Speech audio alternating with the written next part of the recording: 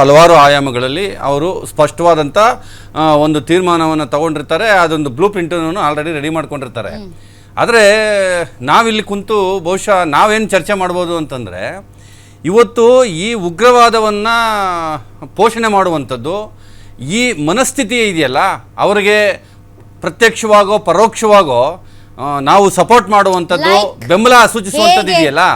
ಅಲ್ಲ, ಈಗ ನೋಡಿ ಎಕ್ಸಾಂಪಲ್ಲು, ಅಲ್ಲಿ ಬಂದಂಥ ಏನು ಅವರು ಭಯೋತ್ಪಾದಕರು 4 ಜನ ಏನು ಬಂದ್ರಲ್ಲ, ಆ 4 ಜನ ಏಕಾಏಕಿ ಬಂದಂಥವ್ರಲ್ಲ ಖಂಡಿತವಾಗೂ. ಯಾಕೆಂದರೆ ಅಲ್ಲಿ ಯಾರು ಸಂತ್ರಸ್ತರಿದಾರಲ್ಲ, ಆ ಸಂತ್ರಸ್ತರು ಹೇಳ್ತಕ್ಕಂಥ ಮಾಹಿತಿಗಳನ್ನು ಆಧರಿಸಿ ನಾವು ಮಾತಾಡೋದೇ ಆದರೆ, ಮಾಧ್ಯಮಗಳಲ್ಲಿ ಬಂದಿರತಕ್ಕಂಥ ಮಾಹಿತಿಗಳನ್ನೇ ನಾವು ಆಧರಿಸಿ ಮಾತಾಡೋದಾದರೆ, ಇವತ್ತು ಅಲ್ಲಿ ಬಂದಿರತಕ್ಕಂಥವರು ಅಲ್ಲಿನ ಸ್ಥಳೀಯರು ಯಾರಿದ್ದಾರಲ್ಲ, ಆ ಸ್ಥಳೀಯರ ಕುಮ್ಮಕ್ಕಿನಿಂದ, ಆಮೇಲೆ ಸ್ಥಳೀಯರಿಂದ ಮಾಹಿತಿಗಳನ್ನು ಆಧರಿಸಿ ಅವರು ಬಂದು ಅದನ್ನ ಅಟ್ಯಾಕ್ ಹಂಗಿರ್ಬೇಕಾದ್ರೆ ನಾವು ಇದರ ಮೂಲ ಏನು ಅಂತಂದ್ರೆ, ಈ ಮನಸ್ಥಿತಿಯನ್ನ ನಾನೊಬ್ಬ ಭಾರತೀಯ ಈ ನೆಲದಲ್ಲಿ ನಾನು ಹುಟ್ಟಿದ್ದೀನಿ. ಅರ್ಥ ಆಗ್ತಾ ಇಲ್ಲ ವೆಂಕಟೇಶ್ ಅವರೇ. ಎಸ್, ಜಮ್ಮು ಕಾಶ್ಮೀರದಲ್ಲಿ ಆ ತರದ ಮನಸ್ಥಿತಿಗಳು ಇದಾವೆ. ಯಾಕೆ ಅಂತಂದರೆ ಅವರು ಬಾರ್ಡರ್ ಶೇರ್ ಮಾಡ್ಕೊಳ್ತಾರೆ ಮತ್ತು ಪ್ರತ್ಯೇಕತಾವಾದಿಗಳು ಕೇವಲ ಅಲ್ಲೊಂದೇ ಕಡೆ ಅಲ್ಲ. Let me finish my question.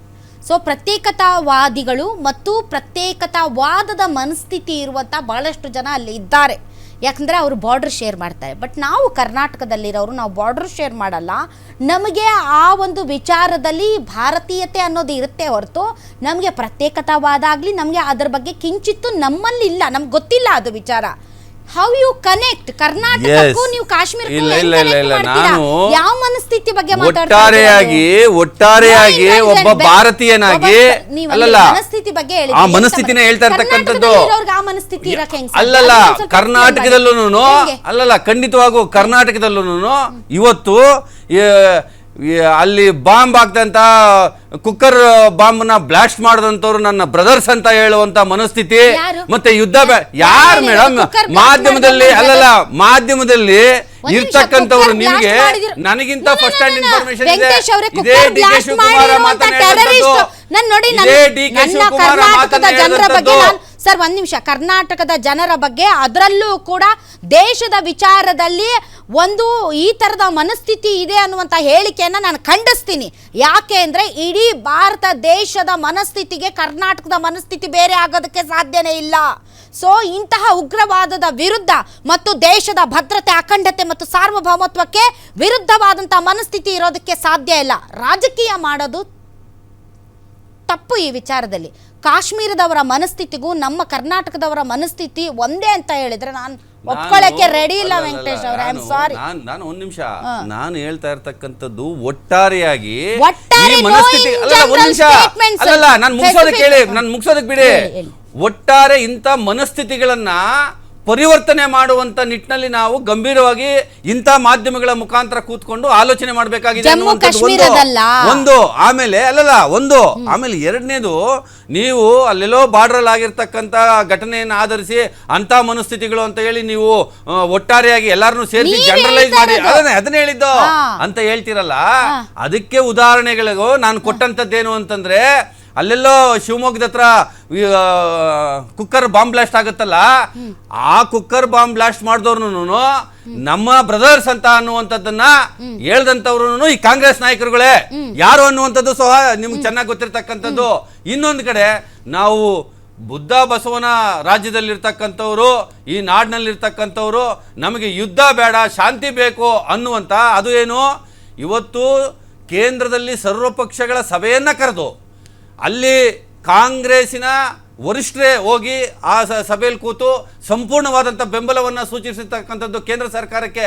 ನೀವು ಯಾವುದೇ ರೀತಿಯ ತೀರ್ಮಾನಗಳನ್ನು ತಗೊಳ್ಳಿ, ನಾವು ನಿಮ್ಮಿಂದ ಇರ್ತೀವಿ ಎನ್ನುವಂಥ ಮಾತನ್ನು ಹೇಳದಂಥ ಕಾಂಗ್ರೆಸ್ ನಾಯಕರುಗಳು ಒಂದು ಕಡೆ ಆದರೆ, ಇನ್ನೊಂದು ಕಡೆ ಒಬ್ಬ ಜವಾಬ್ದಾರಿ ಸ್ಥಾನದಲ್ಲಿ ಇರ್ತಕ್ಕಂಥ ಒಬ್ಬ ಮುಖ್ಯಮಂತ್ರಿಯಾಗಿ ಈ ರಾಜ್ಯವನ್ನು ಆಳ್ತಾ ಇರ್ತಕ್ಕಂಥ ವ್ಯಕ್ತಿ ಈ ರೀತಿಯಲ್ಲಿ ಮಾತಾಡುವಂಥದ್ದು, ಇದು ಮನಸ್ಸು ಯಾರು ನೋಡಿ ಯಾವ ರೀತಿ ಹೇಳಿ. ಅಲ್ಲ, ಇವಾಗ ಯುದ್ಧ ಬೇಡ ನಮಗೆ ಅನ್ನುವಂತ ಮಾತಿದೆಯಲ್ಲ, ಯುದ್ಧ ಕೊನೆಯ ಆಯ್ಕೆ ಅಂತ ಹೇಳಿದ್ದಾರೆ. ಅದನ್ನ ಅಲ್ಲಲ್ಲ, ಒಂದ್ ನಿಮಿಷ, ಅದನ್ನೇ ಹೇಳ್ತಾ ಇರ್ತಕ್ಕಂಥದ್ದು. ಆ ಯುದ್ಧ ಅನ್ನುವಂತ ತೀರ್ಮಾನವನ್ನು ನಾವು ಮಾಡೋರು ಈಗಾಗಲೇ ಮಾಡೋರು ಸ್ಪಷ್ಟವಾದಂತ ತೀರ್ಮಾನ ತಗೊಂಡವ್ರೆ. ನಾನು ಹೇಳುವಂತದ್ದು ತೀರ್ಮಾನವನ್ನ ತೆಗೆದುಕೊಂಡಿದ್ದಾರೆ. ಫುಲ್ ಫ್ಲೆಜ್ಡ್ ವಾರ್ ಅಂತ ಪ್ರಧಾನಿಗಳು ಘೋಷಣೆ ಮಾಡಿದಾರಾ? ಮೇಡಮ್ ನೋಡಿ, ಇವತ್ತು ನೀವೇ ಹೇಳಿದ್ರಿ ಅದಕ್ಕೆ ಪೂರಕವಾದಂತ ಹೌದು. ನಾನು ಶಶಾಂಕ್ ಅವ್ರಿಗೆ ಕೇಳಿದ್ದು, ವೆಂಕಟೇಶ್ ಅವರೇ, ಮೊದಲ ಪ್ರಶ್ನೆ ನಾನು ಶಶಾಂಕ್ ಅವ್ರಿಗೆ ಕೇಳಿರೋದು, ಇಡೀ ಭಾರತ ಪ್ರತೀಕಾರದ ಜ್ವಾಲೆಯಲ್ಲಿ ಉರಿತಾ ಇದೆ, ಪ್ರತಿಯೊಬ್ಬರ ಭಾವನೆ ಪಾಕಿಸ್ತಾನವನ್ನ ಬಗ್ಗೆ ಬಡಿಬೇಕು, ಯುದ್ಧ ಆಗಬೇಕು ಅಂತ.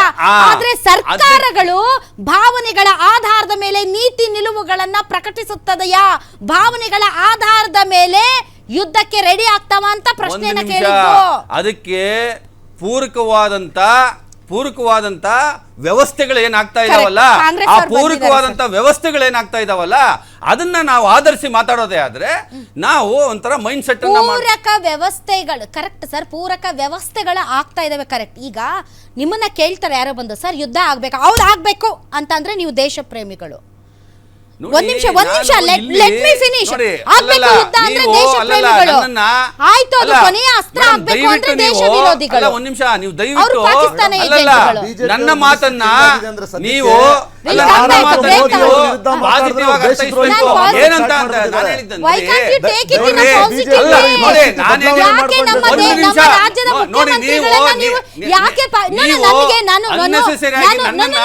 ಡಿಸ್ಟರ್ಬ್ ಮಾಡೋ ರೀತಿಯಲ್ಲಿ ಮಾತಾಡಕ್ ಹೋಗ್ಬೇಡಿ. ನಾನು ಹೇಳಿದಂತದ್ದು ನಾನು ತುಂಬಾ ಸಿಂಪಲ್, ನಾನು ಹೇಳ್ತಾ ಇದ್ದೀನಿ ನೋಡಿ. ನಾನು ಹೇಳಿರ್ತಕ್ಕಂಥದ್ದು ಏನಂತಂದ್ರೆ ಯುದ್ಧ ಮಾಡಬೇಕೋ ಮಾಡಬಾರ್ದು ಅನ್ನುವಂಥದ್ದನ್ನ ಸ್ಪಷ್ಟವಾಗಿ ಯಾರು ತೀರ್ಮಾನ ಮಾಡಬೇಕೋ ಅವರು ಸ್ಪಷ್ಟವಾಗಿ ತೀರ್ಮಾನ ಮಾಡಿದ್ದಾರೆ, ಇದಕ್ಕೆ ಬ್ಲೂ ಪ್ರಿಂಟ್ ರೆಡಿ ಮಾಡಿದ್ದಾರೆ ಅನ್ನುವಂಥದ್ದನ್ನ ಹೇಳಿದೆ. ಅದು ಯುದ್ಧ ಆಗುತ್ತೋ, ಅದು ಪರೋಕ್ಷವಾದಂತ ಯುದ್ಧ ಮಾಡ್ತಾರೋ ಅಥವಾ ಬೇರೆ ಬೇರೆ ರೀತಿಯಲ್ಲಿ ಇವತ್ತು ನೀವೇ ಹೇಳ್ದಂಗೆ ಶಿಮ್ಲಾ ಒಪ್ಪಂದವನ್ನ ಏನು ನಾವು ಸ್ಟಾಪ್ ಮಾಡಿ, ಇಲ್ಲ ಸಿದ್ದರಾಮಣ್ಣನವರು ನಾನು ಟೀಕೆ ಮಾಡ್ತಾ ಇರ್ತಕ್ಕಂಥದ್ದು ಏನಂದ್ರೆ ಈ ಮನಸ್ಥಿತಿಯನ್ನ ಹೋಗ್ಲಾಡಿಸ್ಬೇಕು ಅನ್ನುವಂತ ಮಾತನ್ನ ನಾನು ಹೇಳಿದರೆ, ನೀವು ಕರ್ನಾಟಕಕ್ಕೂ ಕಾಶ್ಮೀರಕ್ಕೂ ಏನ್ ಸಂಬಂಧ ಅಂದ್ರಲ್ಲ, ಕರ್ನಾಟಕದಲ್ಲೂ ಸಿದ್ದರಾಮಣ್ಣ ಅಂತ ಮನಸ್ಥಿತಿಗಳು, ಡಿ ಕೆ ಶಿವಕುಮಾರ್ ಅಂತ ಮನಸ್ಥಿತಿಗಳಿದಾವಲ್ಲ ಇವು ಹೌದು. ನನ್ನ ಬ್ರದರ್ ಅಂತಾರೆ, ಇದನ್ನ ನಾವು ಒಪ್ಪುವಂತದ. Will come back. ನಟರಾಜ್ ಗೌಡ್ರು ಬಂದಿದ್ದಾರೆ. ನಾನಂದೆ ನೀವು ಬರೋದು ಲೇಟ್ ಆಯ್ತಲ್ಲ, ಮೋಸ್ಟ್ಲಿ ಸಿದ್ದರಾಮಯ್ಯನವರ ಹೇಳಿಕೆಗೆ ಹೆಂಗಪ್ಪ ಡಿಫೆಂಡ್ ಮಾಡ್ಕೊಳ್ಳೋದು ಅಂತ ಬರಲಿಲ್ವೇನೋ ಅಂತಂದೆ. I am sorry, I take back. ನಾನು ಹೇಳಿದ್ದನ್ನು ವಾಪಸ್ ಪಡ್ಕೊಳ್ತೀನಿ. ಒಂದು, ನಾನು ಯಾಕೆ ಈ ವಿಚಾರದಲ್ಲಿ ಇಷ್ಟು ಫರ್ಮಾಗಿ ಮಾತಾಡ್ತಾ ಇದ್ದೀನಿ ಅಂದರೆ, ಇಡೀ ದೇಶ ಒಂದು ಕಡೆ ಮಾಡಿ ನೀವು ಕರ್ನಾಟಕದ BJP ಪಕ್ಷ, ನಮ್ಮ ರಾಜ್ಯದ ಮುಖ್ಯಮಂತ್ರಿಗಳು, ನಮ್ಮ ಕರ್ನಾಟಕದವರು, ನಮ್ಮ ಕರ್ನಾಟಕದ ಮುಖ್ಯಮಂತ್ರಿಗಳನ್ನು ನೀವು ವಿಲನ್ ಥರ ಬಿಂಬಿಸಿ ಇಡೀ ದೇಶ ಒಂದು ಕಡೆ ಮಾಡಿ ನಮ್ಮ ಕರ್ನಾಟಕದವರನ್ನ ಇಡೀ ದೇಶನೇ ಒಂಥರ ನೋಡೋ ಹಾಗೆ ನೀವು ರಾಜಕೀಯ ಕಾರಣಗಳಿಗೋಸ್ಕರ ನೀವು ಬಿಂಬಿಸಿ ನಮ್ಮ ಕರ್ನಾಟಕವನ್ನ, ಕರ್ನಾಟಕದ ಮುಖ್ಯಮಂತ್ರಿಗಳನ್ನ ವಿಲನ್ ಥರ ತೋರಿಸೋ ಪ್ರಯತ್ನ ನೀವು ಹಾಳಾದ ರಾಜಕೀಯಕ್ಕೆ ಮಾಡ್ತೀರಾ. It's not fair.